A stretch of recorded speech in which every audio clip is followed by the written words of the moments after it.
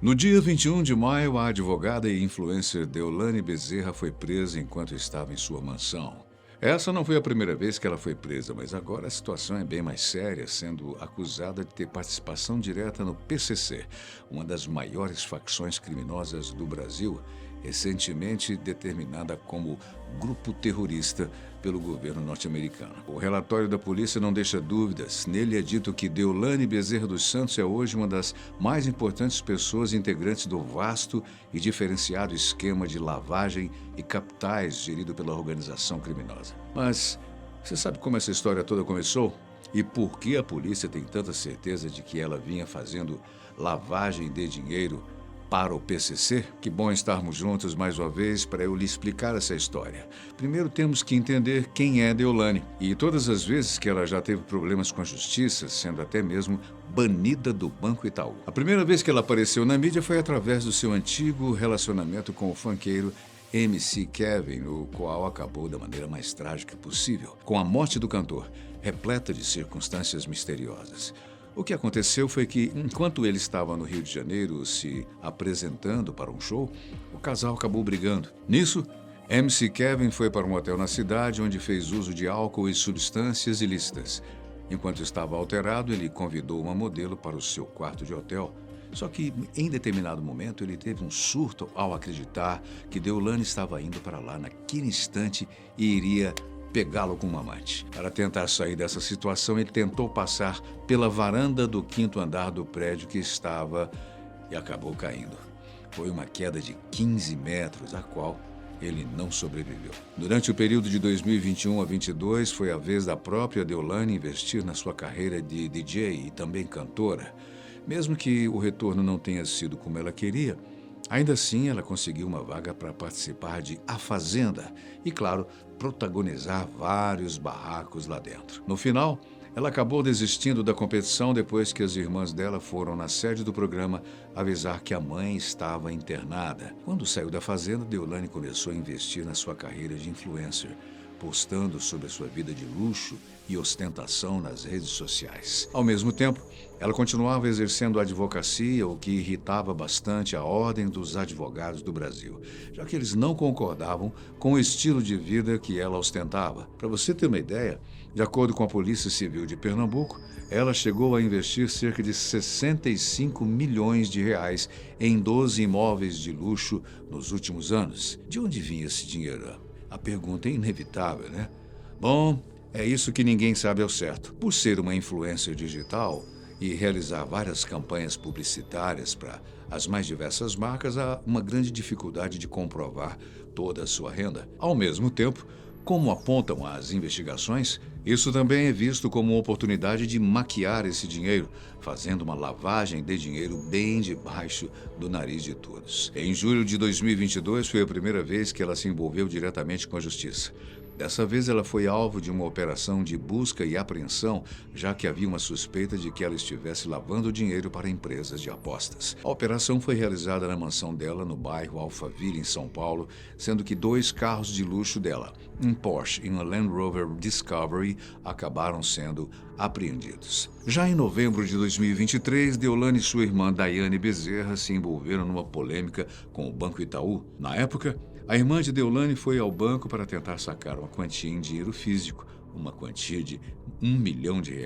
Assim que viu que ela estava tentando sacar uma quantia tão alta, o gerente do Itaú bloqueou a transação preventivamente, tentando entender o que estaria acontecendo. Como justificativa, Daiane disse que precisava do dinheiro para a compra de um imóvel, mas mesmo quando o Itaú ofereceu a opção de transferência bancária digital, ainda assim ela negou, dizendo que precisava do dinheiro em mãos. A operação foi barrada, pois a suspeita do banco era que aquilo fosse lavagem de dinheiro. Afinal de contas, R$ 1 milhão em espécie não é uma quantia muito comum para se fechar a compra de um imóvel, né? Por causa disso, Deolane chegou a processar o banco e, como resposta, o Itaú encerrou de vez a conta dela e de todos os seus familiares na instituição. Na época, ela tinha uma quantia alta investida ali, cerca de R$ 10 milhões.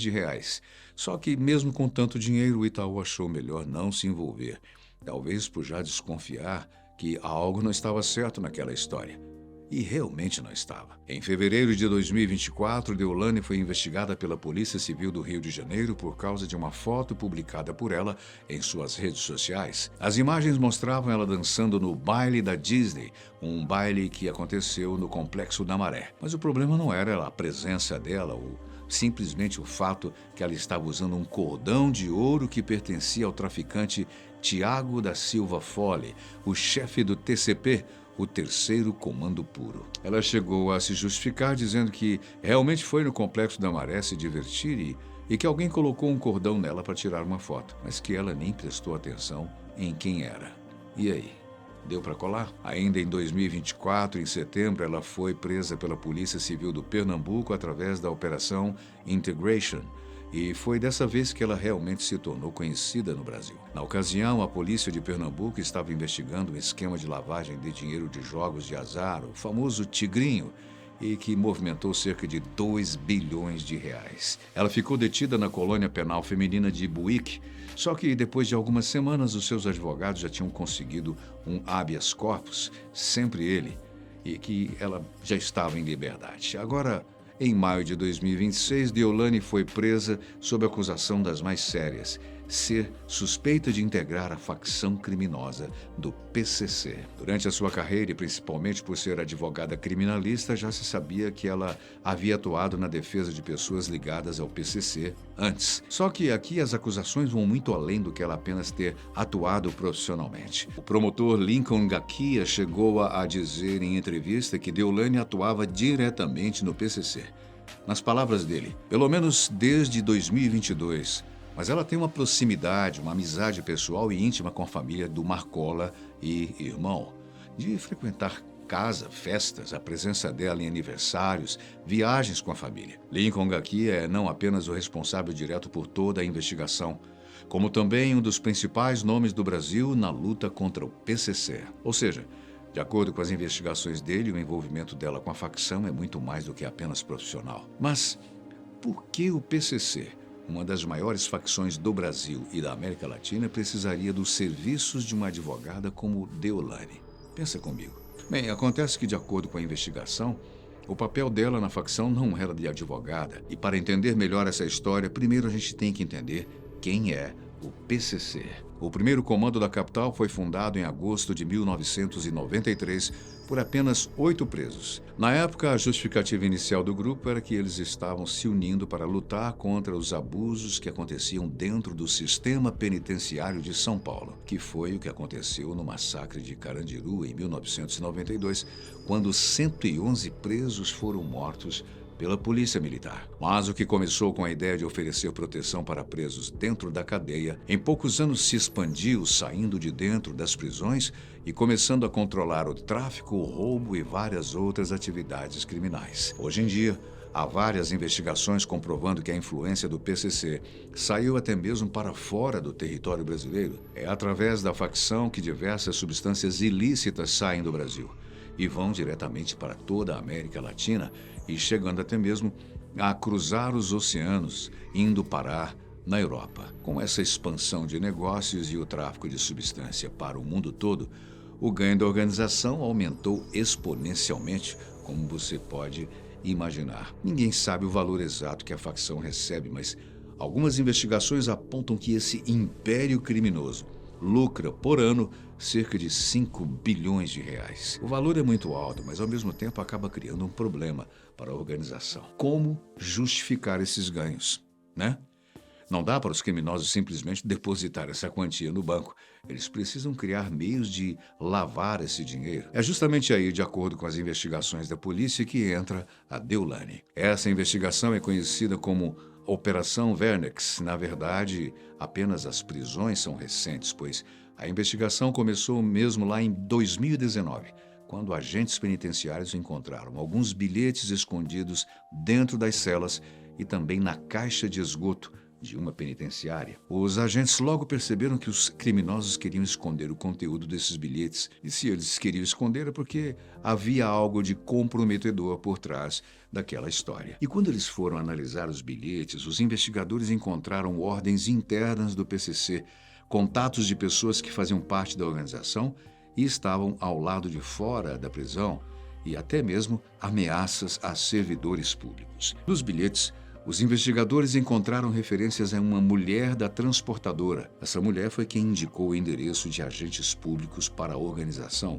ou seja, a ideia era descobrir onde esses agentes viviam, para então ameaçar a eles e suas famílias.